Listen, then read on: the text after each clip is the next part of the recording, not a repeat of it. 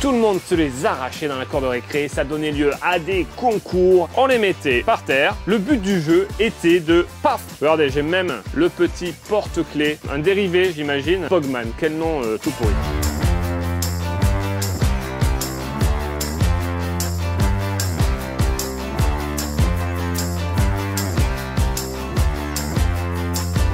Salut les aventuriers, vous êtes de nature curieuse, vous aimez les trésors en tout genre?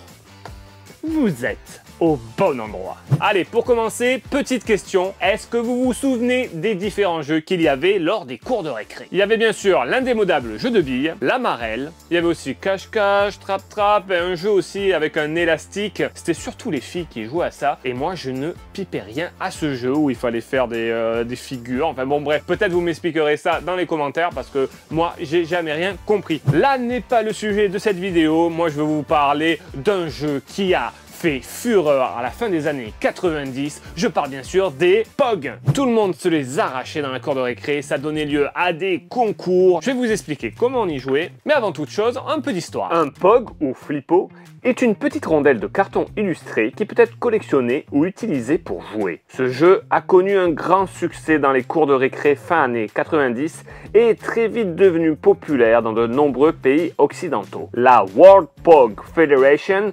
WPF, le fabricant officiel de la marque POG, est la première entreprise à fabriquer et commercialiser ces petites rondelles de carton, mais très vite, d'autres concurrents s'y sont mis, comme par exemple Panini avec ses caps. Vendues principalement dans les bureaux de tabac et les grandes surfaces, les pochettes contenaient 5 ou 6 POG et un Kini. Les POG, ce fut un gros succès en France et partout dans le monde. Mais comment jouait-on au POG, me diriez-vous? Eh ben c'est très simple, deux joueurs face à face, chacun avait un POG. Par exemple, on veut gagner ce POG là, l'adversaire joue un autre POG, on les mettait hop par terre, empilés les uns au-dessus des autres, et avec un Kini ou un Caps, je sais plus vraiment comment ça s'appelle. Oh, regardez, là c'est le Roi Lion, oh c'est Simba, c'est trop bien. Le but du jeu était de, paf, jeter le Caps et de retourner le POG que l'on voulait gagner. Alors il pouvait y avoir une pile un peu plus imposante, ça a donné lieu à des batailles de folie, on avait chacun des techniques. Bien sûr, il y a eu des milliers de règles, hein, suivant les cours de récré, chaque enfant faisait ses propres règles. Il y avait la licence officielle des POG avec ce petit personnage, Pogman, hein, Pogman,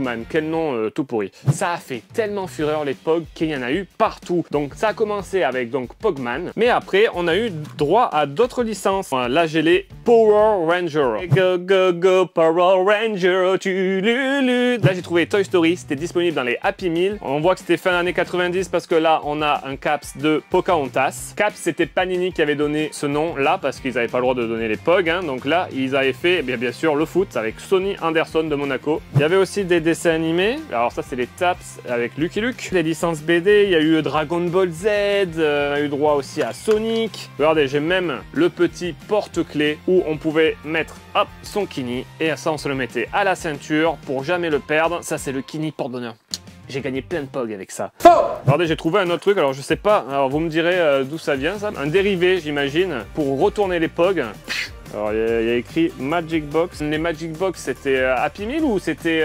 peut-être ça vient de Quick. Ah, vous me direz ça dans les commentaires. Bien sûr, tous les industriels ont voulu leur part du gâteau, donc on a eu droit à des dérivés des POG qui sont arrivés dans les céréales, dans les biscuits, et ça a donné lieu à... regardez, dans les BN, on avait The Mask, le POG. Bon, je vais l'appeler le POG hein, pour que ce soit plus simple. Là, il avait des encoches parce que en prenant un autre, en prenant les deux, hop, on pouvait les faire voler. Alors on va voir si ça marche. 1, 2, 3.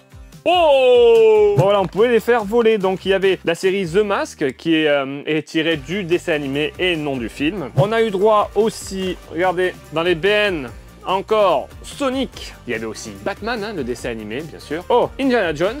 Dans les BN Troc, les POG étaient en carton, mais dans les BN, c'était en plastique. Dans les Princes de Lu, alors là j'ai la princesse, il y avait aussi des POG. Alors là c'était vraiment des POG, hein. Il y a écrit POG derrière, de la vraie licence. Ça a vraiment été une folie les POG jusqu'à la fin des années 90. Et après ça a complètement décliné et disparu. Moi, petite anecdote, j'en avais pas mal, même je m'étais fait une belle collection. J'aimais bien jouer aussi à la la cour de récré, mais j'étais un peu frileux de perdre mes POG favoris, donc je jouais toujours ceux que j'avais en double ou les plus pourris, c'était le mieux quand même pour être tranquille. Ma collection est pas énorme, mais je voulais savoir si vous vous rappeliez des POG et si vous aussi vous en aviez, vous pouvez me le dire dans les commentaires, je suis curieux de savoir si vous avez succombé à la Pogmania. Je vous invite à vous abonner à la chaîne si ce n'est pas déjà fait, activer la petite cloche pour ne rien louper des prochaines vidéos et aussi le petit j'aime, ça me fait toujours plaisir et ça me motive. Sur ce, je vous dis à très vite pour de nouvelles vidéos. Allez, ciao les aventuriers!